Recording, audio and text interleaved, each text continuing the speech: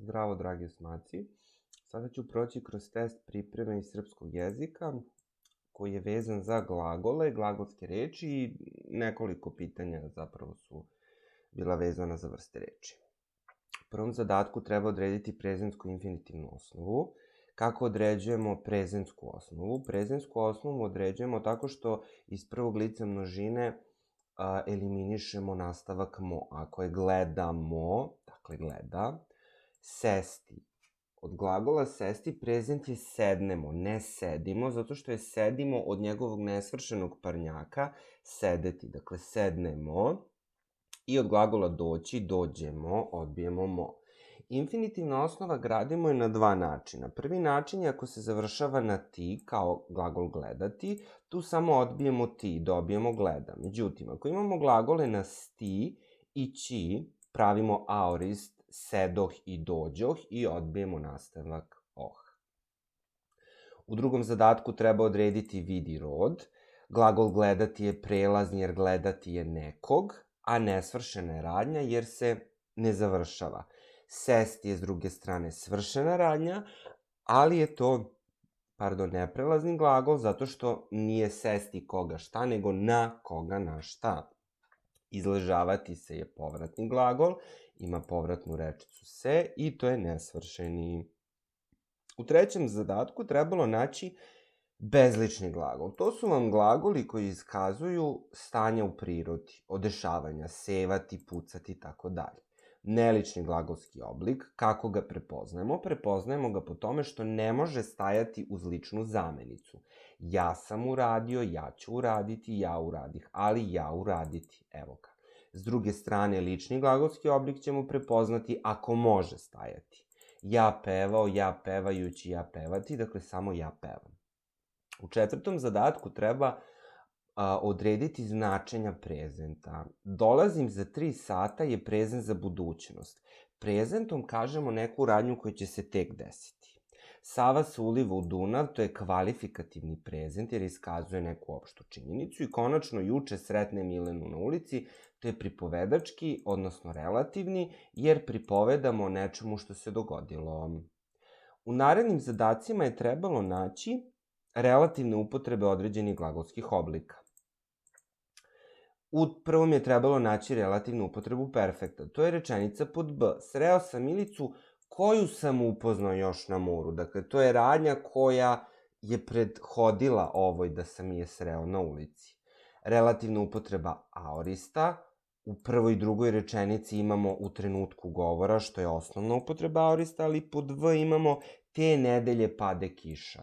Dakle, vraćamo se na prošlost. I zadatak 3, futur prvi je svud dat za budućnost, međutim, u rečenici B spremao sam dovoljno para pre nego što ću krenuti u kupovinu, dakle, kao jedna vrsta pripovedanja, vraćanja na prošlost i šta sam ja tada planirao da ću uraditi.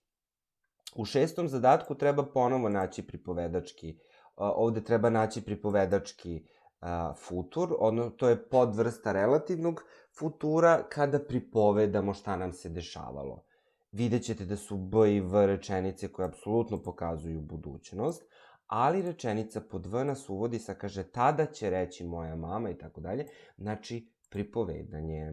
Sedmi zadatak je bio vrlo jednostavan, trebalo je odrediti značenje imperativa, kao što možete videti, dajte mi molim vas kafu za povest i tako dalje. Isto kao i osmi zadatak koji je jednostavan, znači treba odrediti značenja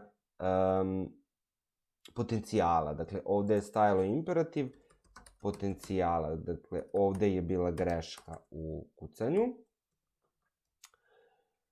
Deveti zadatak trebalo je naći rečenicu u kojoj je glagolski pridev trpni ili radni postao pravi pridev. Kako smo ga prepoznali? Pa tako što uvek stoji uz imenicu.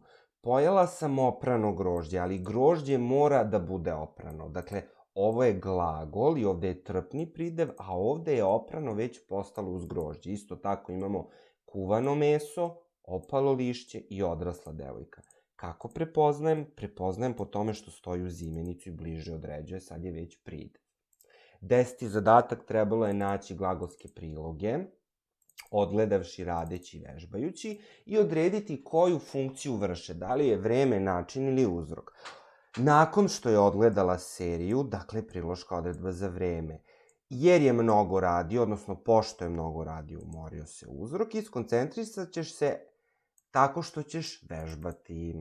Kako ćemo znati da li je vreme uzrok način? Kao što ste mogli čuti, pretvorit ćemo glagolski prilog u zavisne rečenice.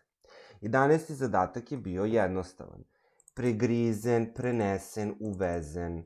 Trpni pridevi nikad nemaju jotovanje u sebi od glagola gristi, preneti, uvesti i tako dalje. Doći ću, glagoli naći pišu se odvojeno, ali glagoli na ti pišu se spojeno. Pišući, slećući, od glagola se glagolski prilog sadašnji gradi tako što u trećem licu množine dodamo nastavakći. Dakle, nije oni sletaju i oni pisaju, nego oni pišu, oni sleću plusći. Konačno, glagoli u imperativu imaju j na kraju, glagoli koji se završavaju na i sa kratkom osnovom. Popiti, razbiti. Ako može da bude ja razbijem, onda može da bude i ti razbij. Ako u prezentu može da bude ja popijem vode, onda ćemo imperativ napraviti popi.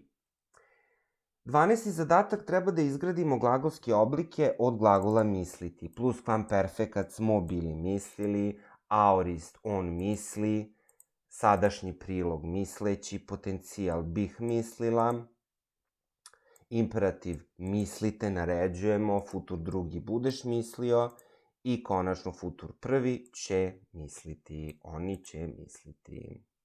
U 13. zadatku je trebalo odrediti vrstu nepromenjivih reči.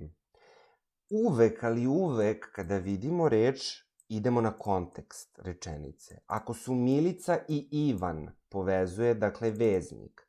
Ako oni vole da igraju, ovo da nije rečcan, već veznik, jer povezuje glagol vole i glagol igraju. Igre za decu. Za daje imenici padež, akuzativ. I joj je uzvik, ala je rečca za isticanje, loše smo se proveli, kako smo se proveli, prilog. Ona, verovatno, pogledamo čim je između zapeta i čim nam daje govornikov stav o rečenici, to je rečca. Dobro razumela kako, to je prilog i konačno oko tog pitanja zadaje padež genitiv, dakle predlog. 14. zadatak, isto moramo voditi računa da uvek pogledamo kontekst rečenice.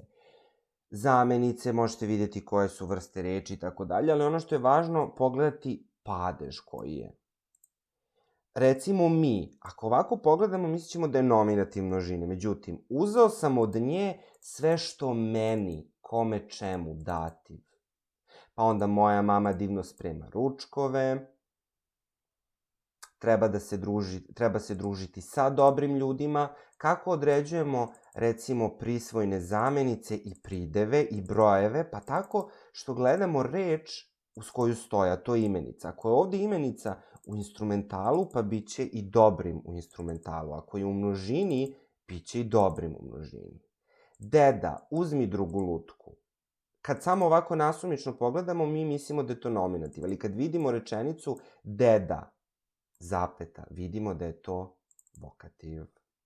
Konačno, 15. zadatak, treba odrediti podvrstu svake od reči, dakle prvi redni broj, kafa je gradivna imenica, gornji je mesni pridev, ovakva je pokazna zamenica, niko odrična i konačno Srbija je vlastita imenica.